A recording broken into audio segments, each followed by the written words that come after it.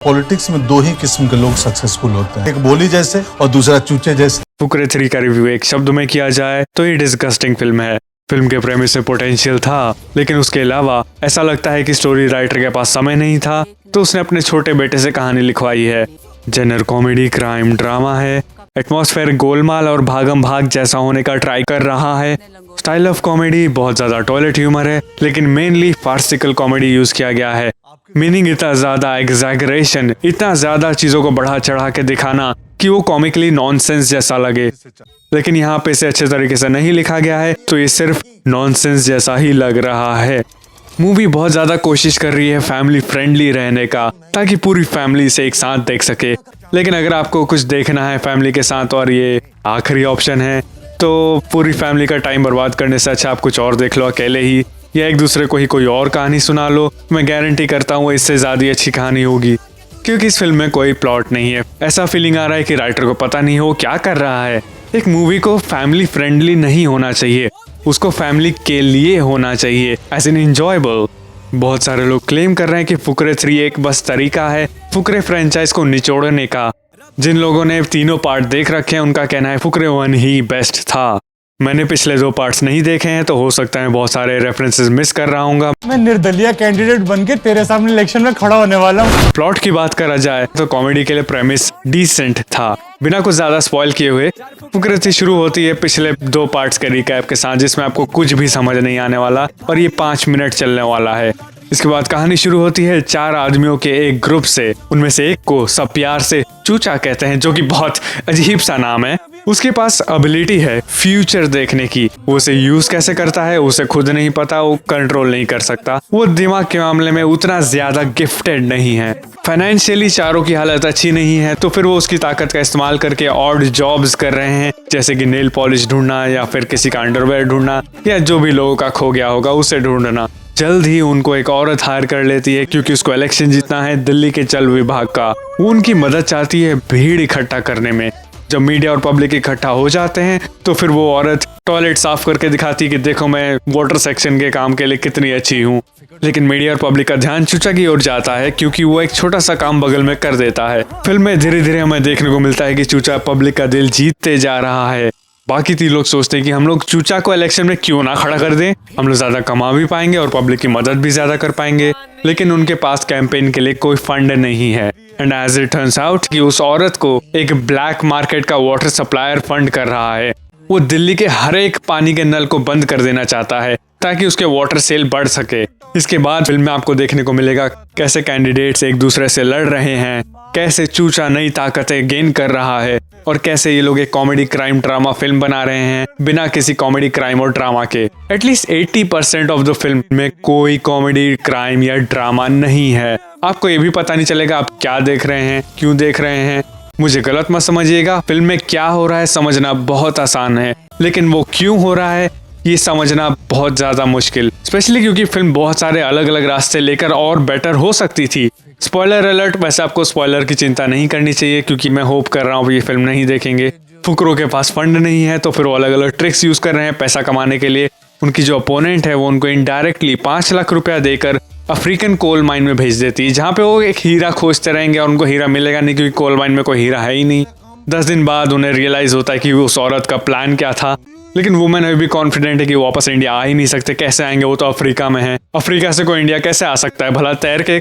लेकिन वो लोग फ्लाइट बुक करके वापस आ जाते हैं, और वो शॉक हो जाती है कि वो वापस कैसे आ गए फ्लाइट बुक करके। ये ध्यान रखिए कि इस औरत ने ही उन्हें 5 लाख रुपया एडवांस दिलाया था। ऑफ कोर्स वो फ्लाइट बुक कर सकते हैं। और एक और चीज, इलेक्शन के पहले ही उनको बहुत सारा पैसा मिल सकता था। कैसे? अगर तुम्हारे पास सुपर पावर है और तुम उसे साबित कर सकते हो, तो फिर दुनिया भर में आपको दुनिया भर के इनाम मिल सकते हैं। एक सिंपल गूगल सर्च से आपको दुनिया भर के इनामों की लिस्ट मिल जाएगी। बहुत सारे लोग इंडिया में भी हैं जो ये इनाम देने को तैयार हैं। आपको कंट्री छोड़ने की जरूरत भी नहीं है। एनीवेज, प्लॉट के अंदर बहुत ज्यादा ग्लेयरिंग होल्स नहीं है, लेकिन ये माइंडलेस जरूर है। अब मैं ज्यादा डिटेल्स में नहीं जाऊंगा, लेकिन सारी लड़कियां फिल्म में चूचा से प्यार करती हैं बिना किसी रीजन के।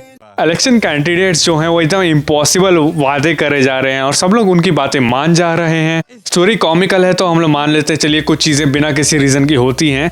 लेकिन जो स्मार्ट कैरेक्टर्स हैं वो भी बिल्कुल रैशनल डिसीजंस नहीं ले रहे हैं। ब्लैक मार्केट का जो वाटर सप्लायर है वो बताते रहता है उसने कैंपेज में इतना खर्चा कर दिया, उतना खर्चा कर दिया, लेकिन वो उतने सारे पैसों से अभी के जल विभाग को ब्राइब क्यों नहीं कर देता। और उसके बाद वो न्यूज वालों को भी ब्राइब नहीं करता। उसने first half of the movie में ही बोला था कि मैं न्यूज वालों को आराम से ब्राइब कर सकता हूँ, तो फिर वो करता क्यों नहीं है जब उसका एक ड्राइवर किसी लड़के को कुचल देता है।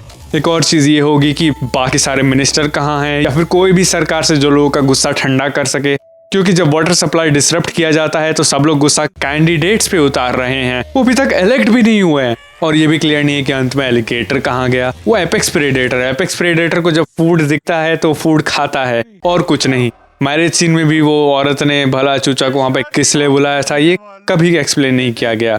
रियल लाइफ में कुछ चीजें होती हैं बिना किसी रीजन के, लेकिन मूवी के अंदर अगर आप इतनी सारी कोइंसिडेंसेस दिखाने वाले हैं और एक्शन के पीछे कोई क्लियर रीजन नहीं है तो फिर वो फोर्सफुल लगता है और हमें किसी का मोटिव नहीं समझ में आता। कॉमेडी मूवी के लिए इसमें बहुत सारा पोटेंशियल था, but most of that meant unutilised. Pacing जो है वो कभी कभी स्लो हो जाती है कुछ पार्ट्स में। मेरे ख्याल से अगर उस समय में ये लोग कुछ प्लॉट के पॉइंट्स को फ्लैश आउट करते या फिर कोई कॉमेडिक बिट को डालते तो फिर ज्यादा बेटर होता। भले ही स्कूल के टॉयलेट में पानी नहीं होता था, लेकिन पत्थर जरूर होते थे। उसी पत्थर से हन्नी भाई मेरी और मैं हन्नी भाई की रगड़ रगड़ के साफ कर लिया करते थे। याद है एक बारी तेरी छिलगी थी। कॉमेडी की बात करा जाए तो कॉमेडी बहुत ज्यादा सब्जेक्टिव चीज है। अलग अलग लोगों को अलग अलग चीजें फनी लगती हैं और इस फिल्म के अंदर mainly 4 types of comedy use किया गया है। Again badly executed farcical comedy, ये main form of comedy used है, यानी मोस्ट ऑफ द सीन्स आपको नॉनसेंस जैसे लगने वाले हैं। टॉयलेट ह्यूमर, बहुत ज्यादा टॉयलेट ह्यूमर है, इसकी वजह से जो फिल्म है बहुत चीप लग रही है। टॉपिकल ह्यूमर यानी कुछ कुछ जोक्स जो हैं उस समय के हिसाब से जो भी रेलेवेंट रहा होगा उसके ऊपर जोक्स हैं उसमें। वर्ड प्ले बहुत माइनर यूज किया गया है, यानी जब शब्दों को घुमा फिरा के उनसे कुछ और मतलब निकाला जाता है तो मेरे ख्याल से वर्ड प्ले थोड़ा फनी था एटलीस्ट बाकी सबके कंपैरिजन में। लेकिन मुझे कुछ वर्ड प्लेस कंफ्यूजिंग लगे और कुछ वर्ड प्लेस इसलिए लैंड नहीं कर पा रहे थे। मुझे लगा कि वर्ड प्ले को और ज्यादा इस्तेमाल किया जाना चाहिए था। मेरे ख्याल से पेपर के ऊपर कॉमेडी अच्छी लगी होगी शायद, लेकिन एग्जीक्यूट सही तरीके से नहीं हुआ। कॉमेडी की राइटिंग जो है इसलिए बहुत वीक फील हुआ, स्पेशली बिकॉज एक कॉमेडी मूवी है। We come to deal with folk. But you is wholly under. We now do business of independence. We get independence in 1947. Why you so late? क्या भौंक रहे हो सारे? Characters की बात करा जाए तो मुझे उनमें डेप्थ महसूस हुआ, शायद इसलिए क्योंकि ये तीसरा हिस्सा है फुकरे फ्रेंचाइज का, तो कैरेक्टर्स ने शेप ले लिया है पिछले 2 पार्ट से, लेकिन हर एक कैरेक्टर को चमकने का मौका नहीं मिला। मैं ये भी कह सकता हूँ कि किसी कैरेक्टर को चमकने का मौका नहीं मिला। पंडित जी कंजूस हैं, सरदार जी अपना बिजनेस एडवर्टाइज करते हैं और चारों कैरेक्टर टूटे फूटे इंग्लिश से भी कम्युनिकेट कर ले रहे हैं। मेरे ख्याल से इन सब का और ज्यादा इस्तेमाल किया जा सकता था क्योंकि ये यूनिक लग रहा था कैरेक्टर्स में काफी ज्यादा। लेकिन फिल्म में बहुत ज्यादा चूचा का हिस्सा है जो कि ये लाइकेबल कैरेक्टर है भी नहीं। लाइकेबल कैरेक्टर होने के लिए उसे कुछ हद तक रिलेटेबल होना चाहिए, लेकिन उसके पास सुपर पावर्स है और वो दिमाग से कमजोर है। शायद हम उसे और ज्यादा लाइक करते अगर हमें पता होता उसे चाहिए क्या, लेकिन वो भी क्लियर नहीं है। अज्यूम कर लेते हैं उसे वही चीज चाहिए जो बाकी 3 चाहते हैं, लेकिन तब भी उनका प्लान हर बार खराब करते रहता है।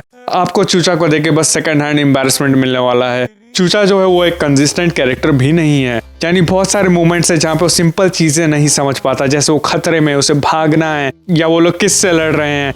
ओकेजनली वो बहुत कॉम्प्लिकेटेड चीजें भी समझ जाता है, जैसे पानी जो लिया गया है वो जनता का है और वीडियो में लोकेशन टैग्ड है। मैं तेरे बच्चे का बाप बनने वाला हूँ, ये देख। ओ फुद्दू, एक गैस से भरा गुब्बारा अपनी माँ को दिखाइयो, हिंग की मालिश कर देगी। डायलॉग की बात करा जाए तो कोई स्ट्रॉन्ग डायलॉग नहीं है। राइटिंग बहुत रश्ड और वीक लग रही है। फिल्म के अंदर ऋचा चड्ढा जो है एक पंजाबी कुड़ी का रोल कर रही हैं शायद, लेकिन उनके डायलॉग उत्तर प्रदेश और हरियाणा के वाइब दे रहे हैं। फिल्म का क्लाइमेक्स जो है वो भी बहुत फ्लैट है। आप उम्मीद करेंगे कि शायद कुछ इंटरेस्टिंग सेटअप होगा डायलॉग्स का अंत में, क्योंकि सारे कैरेक्टर्स एक जगह पर हैं और इतना कॉम्प्लिकेटेड सेट बना के रखा है, लेकिन कुछ नहीं हुआ। मेरे ख्याल से अगर 90% फिल्म में कुछ नहीं हुआ तो अंत का 10% में क्या ही हो जाएगा। मैं go toilet? Sure sir. Ice Cube too. नहीं मतलब उड़ते हवाई जहाज से नीचे वालों पे। No sir, it's not like that. Body waste को आइस क्यूब्स में कन्वर्ट कर दिया जाता है। उसके गोले। विजुअल्स की बात करा जाए तो बहुत कॉमिकल एटमॉस्फेयर है। लोकेशन और सेट्स जो हैं वो बहुत विजुअली अपीलिंग थे। मेरे ख्याल से इस फिल्म का अच्छा खासा बजट रहा होगा। IMDb प्रिडिक्ट कर रहा है कि इनका एटलीस्ट 50 रुपए का बजट रहा होगा। बाकी सोर्सेस कह रहे हैं कि 40 करोड़ का बजट रहा होगा और फिल्म ने अर्न किया 128 करोड़। एनीवेज, ये फिल्म कलरफुल होने का ट्राई कर रही है, लेकिन ये हाई क्लास वाइब्रेंट कलरफुल नहीं है। ये आपका playing around on the street type colour है। आपको ऐसा भी लगेगा कि आप एक हाई बजट का एडवर्टाइजमेंट देख रहे हैं। कई बार कुछ सीन्स जो हैं वो थोड़े ज्यादा डार्क आपको लग सकते हैं, लेकिन कंसीडरिंग इसमें कितना ज्यादा टॉयलेट ह्यूमर था, आई वुड प्रेफर कि वो और ज्यादा डार्क होते। मैंने 2 आंख वाला राजा ढूंढ लिया। अपना राजा अकल से अंधा है भाई। बनूंगा ना उसकी आंखें और पंडित जी उसका दिमाग। तूने नहीं बताया कि मैं क्या हूँ चूचे का। तू उसका ला एल एल लेफ्ट हैंड बायां हाथ। सॉन्ग्स और बैकग्राउंड म्यूजिक की बात करा जाए तो इसमें कोई भी सॉन्ग नहीं है जो आपको देखने के बाद याद रहेगा, मेनली बिकॉज मेरे ख्याल से उन लोगों ने सारे सॉन्ग्स जो है बैकग्राउंड ट्यून में यूज कर लिए हैं, जो कि डिसेंट है पेस हाई रखने के लिए। लेकिन जब गाने थोड़ी देर के लिए बैकग्राउंड में आ भी रहे हैं तब भी विजुअली फिल्म थोड़ी स्लो डाउन हो जा रही है। इधर वे गानों में बहुत हाई एनर्जी है और बहुत हाई मॉडर्न टेक्निकलिटीज हैं, पर वैसा कोई ट्यून या मेलोडी नहीं है जो स्क्रीम करे कि हाँ ये फुकरे 3 का स्पेशल साउंड ट्रैक है।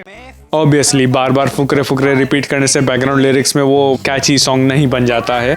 ऑल इन ऑल फुकरे 3 ऐसा लगा कि राइटर को पता है फुकरे फ्रेंचाइज मर जाना चाहिए, तो उसने ऐसा स्क्रिप्ट लिखा कि ये फ्लॉप होके रहे।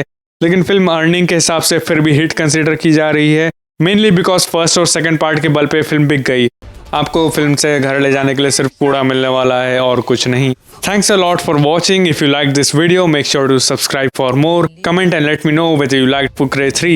Once again, thanks. अब ये मतलब इस चूचे का मूत नहीं बारूद है।